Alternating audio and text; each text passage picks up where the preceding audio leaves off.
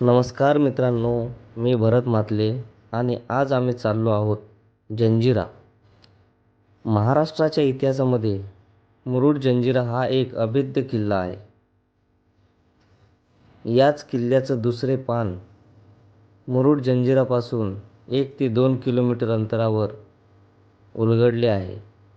ते म्हणजे कोकरी कुंभद.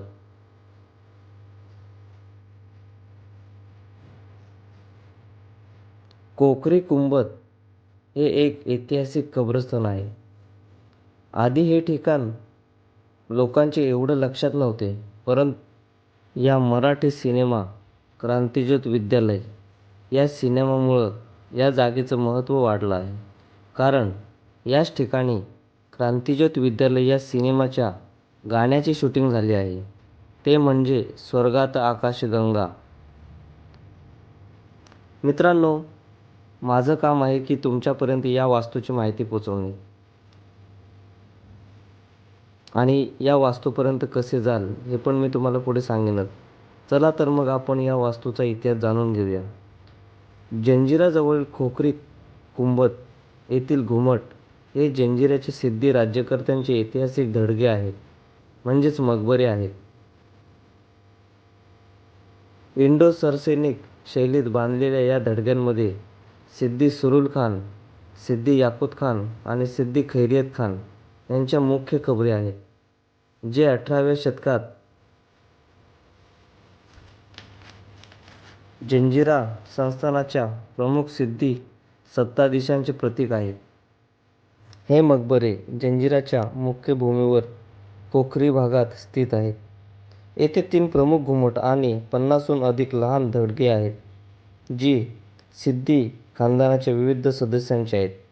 हा सर्वात मोठा घुमट आहे, जो सिद्दी सुरुल खानने स्वतःच्या हयातीतच बांधून घेतला होता.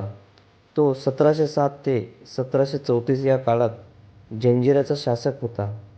मित्रांनो, तुम्ही पाहू शकता आतमध्ये जे कबर आहे ती सिद्दी सुरुल खान यांची आहे आणि त्याने स्वतःहूनच या घुमटाची स्थापना केली आहे. मित्रांनो, दुसरा छोटा घुमट सिद्दी याकुत खान याचा आहे, ज्याने 1670 ते 1677 आणि 1696 ते 1707 दरम्यान जंजिऱ्यावर राज्य केले आणि मुघल आरमाराच्या प्रमुख म्हणून हे काम केले.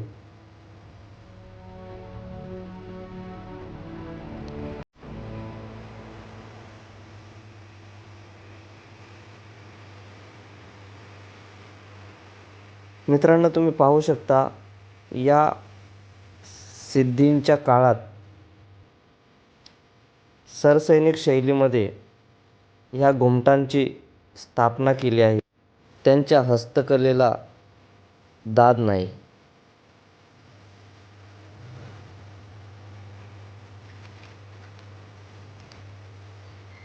मित्रांनो, तिसरे लहान घुमट हे याकुत खानचा भाऊ खैरियत खान याचे आहे, जो 1670 ते 1677 दांडा राजपुरीचा आणि 1677 ते 1696 जंजिऱ्याचा प्रशासक होता. या धडग्यांच्या बांधकामात अरबी लिपीतील कोरीव लेख, सुंदर नक्षीकाम आणि इंडो सरसैनिक शैलीतील घुमट पाहायला मिळतात. मित्रांनो, या धडग्यांच्या पाठीमागे एक मस्जिद आहे. ही धडगी एकेकाळी सिद्दी राज्यकर्त्यांच्या सामर्थ्याचे प्रतीक होती. या ठिकाणी दर गुरुवारी कुराण पठण केले जाते आणि दरवर्षी उरूस साजरा केला जातो. मित्रांनो, तुम्ही पाहू शकता या मस्जिदीचं बांधकाम. ही जागा सिद्दी राजवटीच्या इतिहासाची आणि त्यांच्या वास्तुकलेची साक्ष देते.